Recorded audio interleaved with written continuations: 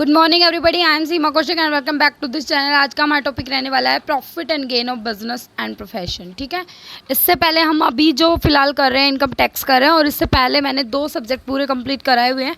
आप प्लेलिस्ट में जाकर देख सकते हो। अगर आपको लगता है आपके लिए हेल्पफुल है तो आप चाहिए, अदरवाइज रहने दीजिए। ठीक है, मैंने 2 सब्जेक्ट कराए हुए हैं। एक मैंने किया है बिजनेस लॉ, आपका जो legal aspect of business 9th unit है वो कंप्लीट कराया हुआ है। बहुत सारे बच्चों ने ये नीचे कमेंट भी किया हुआ कि बहुत अच्छे से उनको समझ में आ गया है, राइट। और अगर आपको भी अच्छा लगे तो आप भी देख सकते हैं, प्लेलिस्ट में जाकर आप देखिए, मैंने प्लेलिस्ट बना रखी है, राइट।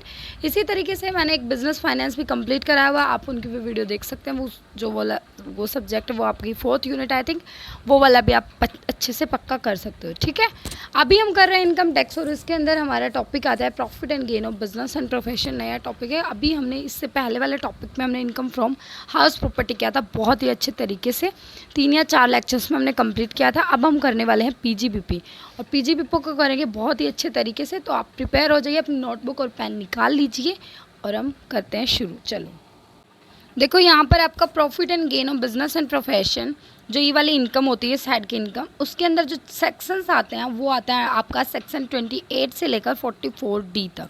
मीनिंग आपको सेक्शन अच्छे से समझने होंगे, लर्न भी करने होंगे कि कौन से सेक्शन में क्या आता है। समझ में आई बात? मैं आपको एक एक करके बहुत अच्छे से कराऊंगी सेक्शन लर्न, राइट।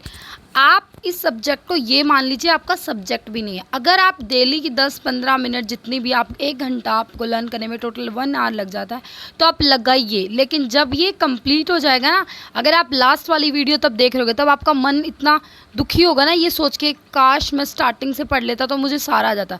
तो अभी भी मत छोड़ो, ज़्यादा लेक्चर नहीं हुए, 30 ही लेक्चर हुए हैं, अभी आगे बहुत ज़्यादा आने वाले हैं। ठीक है, तो अभी भी मत छोड़ो, स्किप मत करो, 2-2 को उठा लो साथ में, बट करो। यहाँ पर हम बात कर रहे हैं profit and gain of business and profession के सेक्शंस की। तो मैं आपको लर्न कराऊंगी सेक्शन 28 से लेकर 44D तक। मीनिंग इसके अंदर क्या है, किस तरीके से हमें समझना, वो सारी बात डिस्कस करेंगे। Of income tax act 1961।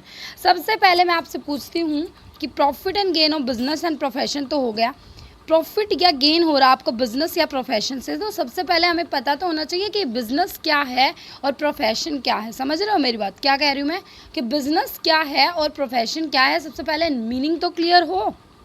देखो, बिजनेस हमने ना 11th में भी पढ़ा था, और वैसे भी हमें पता है बिजनेस का मतलब क्या होता है। बिजनेस का मतलब होता है कि हम कोई भी चीज़ परचेज या सेल करते हैं। ठीक है, मान लीजिए मैंने कोई भी चीज़ परचेज की और फिर सेल की, या फिर मैंने मैन्युफैक्चर करके सेल की। तो मैं क्यों करती हूँ? क्योंकि मेरा मोटिव जो है वो प्रॉफिट अर्न करना होता है। समझ रहे हो मेरी बात जो मैं कह रही हूँ? तो कहने का मतलब होता है, बिजनेस का मतलब क्या होता है, बिजनेस के अंदर जो एक पर्सन है जो सामान को परचेज करके बेचता है, उसका जो मेन इंटेंशन और जो फोकस होता है वो होता है कि प्रॉफिट कैसे कैसे ना कैसे करके अर्न किया जाए। ठीक है, और याद रखना, आपकी डेफिनेशन कहीं पर भी हो, आपकी डेफिनेशन का जो सेक्शन रहता है वो हमेशा 2 रहता है, सेक्शन 2। ठीक है, और लेकिन अगर मैं बात करूँ बिजनेस की डेफिनेशन की, तो याद रखना है सेक्शन 2 क्लोज 13 आपका सेक्शन है किसका? बिजनेस का। नेक्स्ट वर्ड आता है आपका प्रोफेशन। प्रोफेशन का मतलब क्या होता है, इसका मीनिंग क्या होता है, ये भी आपने 11th में किया था, बिजनेस एंड प्रोफेशन। तो प्रोफेशन का मतलब क्या होता है कि जब आपके अंदर एक स्पेशलाइज्ड बॉडी ऑफ नॉलेज है, मतलब एक ऐसी नॉलेज है कि आप किसी भी स्किल में या कोई भी चीज़ है उसमें आप क्या हो, एक्सपर्ट हो, तो वो आपका प्रोफेशन हो गया। ठीक है, वो आपकी अर्निंग के लिए, मीनिंग आप उस नॉलेज की वजह से आप अर्न कर रहे हो। ठीक है, तो मीनिंग आपके अंदर क्या है, या तो कोई इंटेलेक्चुअल स्किल है या कोई मैनुअल स्किल है। ठीक है, जैसे हमने 11th में पढ़ा था कि इस प्रोफेशन के अंदर 3 चीज़ें आती हैं आपकी। क्या आता है? एक लॉयर आता है, एक डॉक्टर आता है, और एक सीए आता है। ठीक है, वो प्रोफेशन के अंदर आते हैं। अभी जो MBA कर लेते हैं वो भी प्रोफेशन कोर्सेज माने गए हैं, MBA वगैरह। तो ये क्या है, इसके अंदर आपको क्या मिल जाती है, एक स्पेशलाइज्ड नॉलेज मिल जाती है। मीनिंग एक पर्टिकुलर फील्ड में आप एक्सपर्ट हो जाते हो। ठीक है, तो वहाँ से अगर आप कोई इनकम कमा रहे हो या आप प्रॉफिट या गेन कमा रहे हो, तो वो भी इसी हेड के अंदर आपका क्या हो जाएगा, टैक्सेबल हो जाएगा। और प्रोफेशन की जो डेफिनेशन है वो गिवन है आपकी सेक्शन 2 क्लोज 36। ठीक है, पक्का याद रखना, वो 13 था और ये 36 है। पक्की याद होगी बात? और इसी के अंदर ना एक डी मर्जर का सेक्शन भी गिवन है, वो मैंने ये ऐसे मेंशन नहीं किया, पर आप लिख सकते हो अगर लिखना चाहो तो। सेक्शन 2 क्लोज 19AA के अंदर एक डी मर्जर है। उसमें क्या होता है कि अगर एक कंपनी है, उसने अपनी जो अंडरटेकिंग्स थी, उस कंपनी की जो अंडरटेकिंग्स थी, उसने किसी दूसरी कंपनी के नाम ट्रांसफ़र कर दी, ठीक है। तो जिससे ट्रांसफ़र की है ना, वो उसको कहेंगे डीमर्जर कंपनी। और जो मतलब जिसके नाम ट्रांसफ़र की है, वो होगी आपकी रिजल्टिंग कंपनी। तो क्या होगा, जो रिजल्टिंग कंपनी आई है वो डीमर्ज कंपनी के शेयर होल्डर को शेयर इशू कर सकते हैं। तो आप नॉर्मली अगर इन केस आ जाता है, तो ये छोटी सा ये पॉइंट था बुक में, मैंने इसलिए बता दिया। डीमर्जर में याद रखना सेक्शन आपका सेक्शन 2 क्लोज 19AA। इसके अंदर आपको बस इतना ही याद रखना है कि जब एक कंपनी है वो अपनी अंडरटेकिंग्स किसी दूसरी कंपनी के नाम ट्रांसफ़र कर देते हैं, वहाँ पर क्या जो ट्रांसफ़र कर रही है उसको डीमर्ज्ड कंपनी बोलेंगे, और जिसके नाम पर ट्रांसफ़र कर रही है उसको रिजल्टिंग कंपनी बोलेंगे। अब रिजल्टिंग कंपनी क्या करेगी, जो डीमर्ज्ड कंपनी के शेयर होल्डर्स हैं उनको शेयर्स इशू कर देगी। समझ में आई बात? चलो, अब आता है आपका profit and gain of business और प्रोफेशन, BOP के प्रॉफिट एंड गेन की हम बात करें, सेक्शन 28 के अंदर आएगा, याद रखना, ठीक है। सबसे पहला कह रहा है रेवेन्यू प्रॉफिट फ्रॉम BOP। इसका मतलब समझ रहे हो? इसका मतलब है कि अगर आपके प्रॉफिट रेवेन्यू नेचर के हैं तो वो BOP मतलब बिजनेस और प्रोफेशन के अंदर टैक्सेबल होंगे, बट अगर वो कैपिटल नेचर के हैं तो उनको अंडर द हेड BOP मतलब बिजनेस एंड प्रोफेशन के अंदर ऐड नहीं करेंगे। समझ में आई बात? एंड सेकेंड पॉइंट कह रहा है एनी कंपनसेशन ड्यू टू और रिसीव बाय। ये नोट डाउन करो कौन कौन से पॉइंट्स हैं कि अगर आपको कंपनसेशन रिसीव हो रहा है इस वजह से। कैसे? नंबर 1, कोई एक पर्सन है और उसको कंपनसेशन रिसीव हो रहा है। क्यों रिसीव हो रहा है?